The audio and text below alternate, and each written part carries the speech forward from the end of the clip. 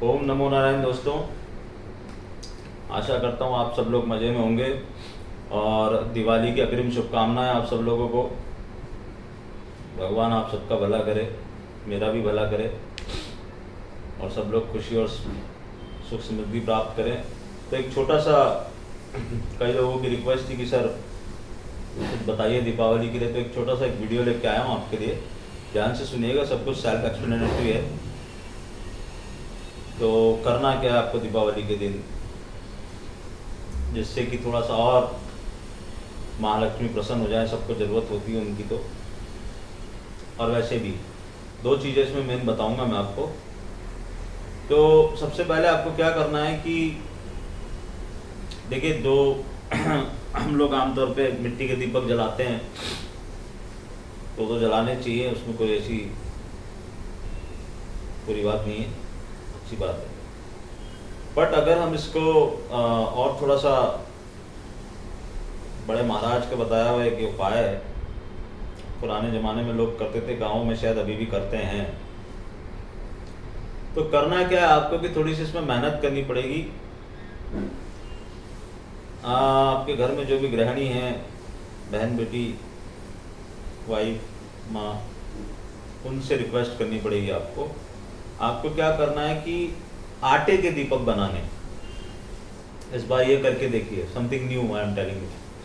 जिनको नहीं पता है, जिनको पता है बहुत अच्छी बात है। तो आटे के दीपक बनाइए और थोड़ा अच्छी लेयर्स होना चाहिए, मोटा आटा करके उसको दीपक को बनाना चाहिए। दीपक टिकना चाहिए, एकदम पतला पतला नहीं। आटे के दीपक बनाइए। और दीपक की संख्या, कई लोग बड़ा इसको महत्व देते हैं, कई लोग नहीं देते। लेकिन मैं आपको बताऊं कि आटे के दीपक बनाने के साथ आपको क्या करना है। आपके घर में जितने भी खिड़की दरवाजे हैं,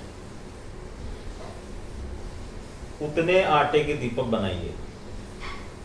उससे एक्स्ट्रा बनाते हैं वो आपकी इच्छा, लेकिन उतने जरूर होने चाहिए। मतलब जैसे किसी घर में एंट्री के लिए, अब हम लोग बॉम्बे में रहते हैं तो फ्लैट्स में एक ही दरवाज़ा होता है आने और जाने के लिए, कई जगह दो भी होते हैं। बट अगर है ऐसा तो दो बनाइए। और जितनी भी खिड़कियां हैं, 1 2 4 5 6, वो सब खिड़कियों का एक एक दीपक होगा। लॉजिक को समझिए, जहाँ से एनर्जी अंदर आ सकती है वो सब जगहों के हमको दीपक बनाने हैं। Main door and all Windows. तो जैसे आपके यहाँ 4 विंडो हैं, एक मेन डोर है, एक आपका बेडरूम का डोर है, एक आपका 2 बेडरूम है तो 2 बेडरूम के डोर हैं, अपने बना लीजिए। अब करना क्या है आपको, आटे के दीपक में बत्ती जो है वो ऐसे सीधी खड़ी बत्ती नहीं होनी चाहिए, बत्ती ऐसे लेटी भी होनी चाहिए, वो बनानी है।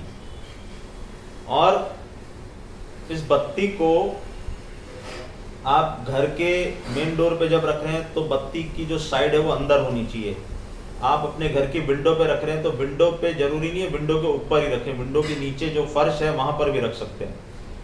बत्ती की साइड अंदर होनी चाहिए, हर तरफ से पॉइंटिंग टुवर्ड्स योर हाउस। हर तरफ से दिशा जो है वो आपके घर के अंदर की तरफ आनी चाहिए। बत्ती का पॉइंट जो है, पीछे की बत्ती तो तेल में डूबी रहेगी, इसमें सरसों का तेल डालना है। बत्ती की जो साइड है वो आपके घर के अंदर की तरफ पॉइंट होनी चाहिए। मेन डोर से भी, खिड़की से भी, उस खिड़की से भी, उस दरवाजे से भी, जितने दरवाजे जितनी खिड़कियां हैं, सब कुछ ऐसा जैसे हम कोशिश कर रहे हो कि हमने चारों तरफ से एक किला सा बनाया और बीच के घर के सेंटर को पॉइंट कर रहे हैं, ब्रह्म स्थान जिसको बोलते हैं। और मंदिर में जो लगाना है वो तो लगाना ही है दीपक। तो सरसों का तेल इसमें डालेंगे और सब बत्तियों को अंदर की तरफ करेंगे। ये इस बार आप जलाइए और कोशिश कीजिए कि जितना ज़्यादा से ज़्यादा ये जल सके। अच्छा डेप्थ वाला बनाइए। मिट्टी के दीपक आप लेके आते हैं तो वो ला सकते हैं, मगर ये ज़रूर अगर करेंगे तो फिर यही करिए। इसमें क्या होगा, अब इसको करने के बाद इसमें एक और चीज़ जुड़ी हुई है। जब ये सारे दीपक आप रात भर, आपके दिवाली जब खत्म हो जाएगी तो अगले दिन क्या करना, अगले दिन इन सब आटे के दीपक को आपको कलेक्ट कर लेना है। जो भी बचा हुआ होगा, उस आटे को थोड़ा थोड़ा थोड़ा थोड़ा हाथ से चूर लीजिए।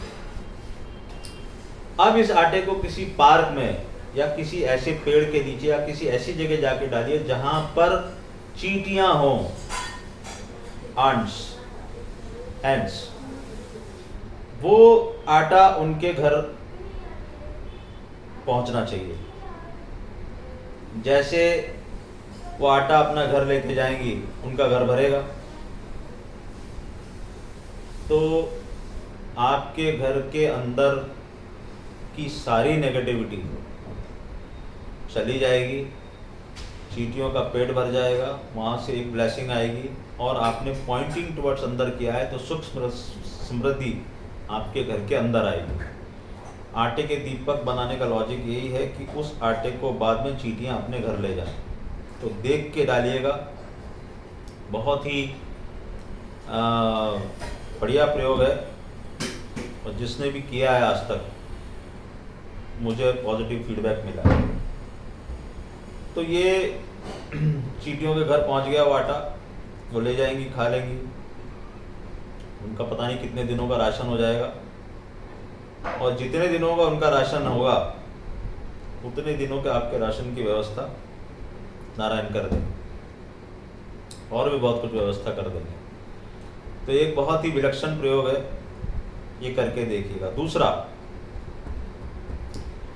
एक महानिशा काल होता है रात्रि में, स्थिर लगन में। आप गूगल करके देख लीजिएगा कि महानिशा काल कब है आपके शहर में, या वैसे कॉमन ही रहता है, वो बहुत अंतर नहीं पड़ता उसमें।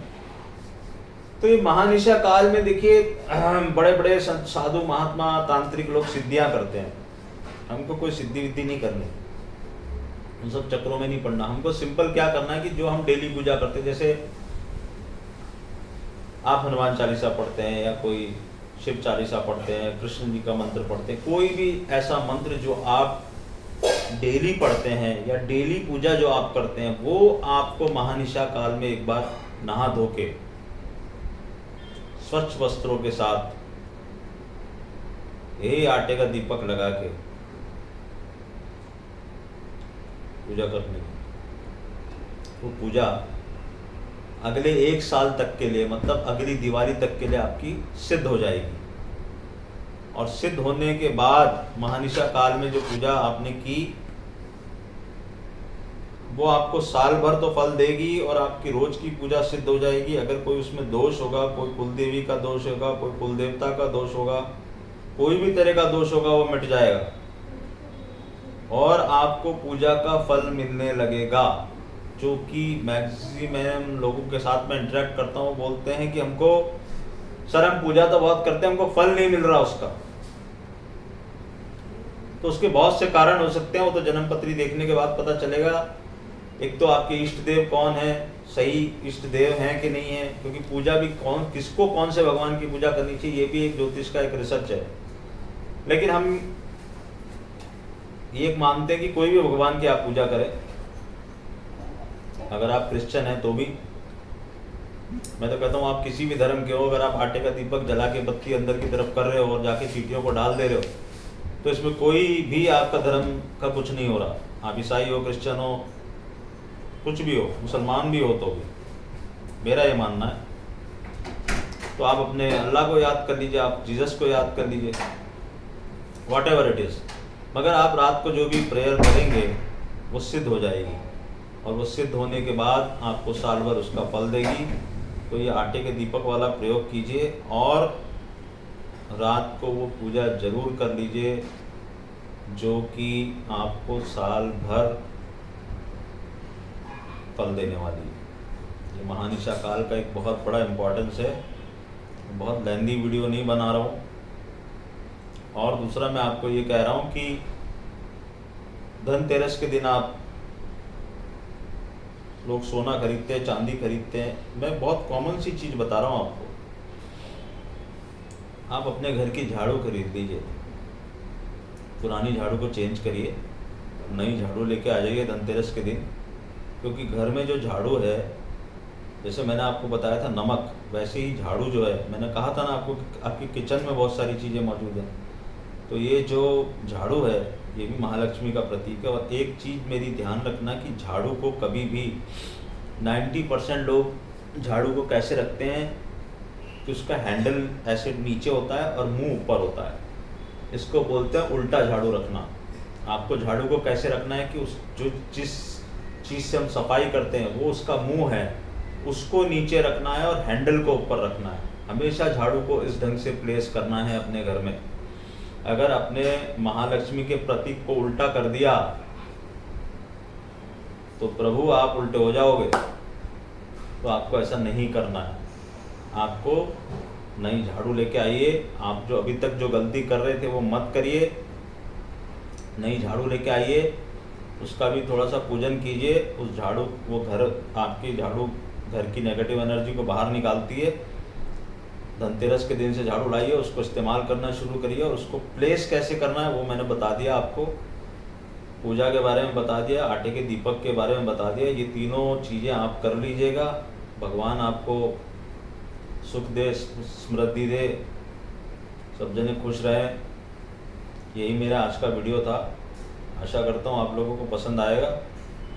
और once again happy Diwali to you all. ओम नमो नारायण।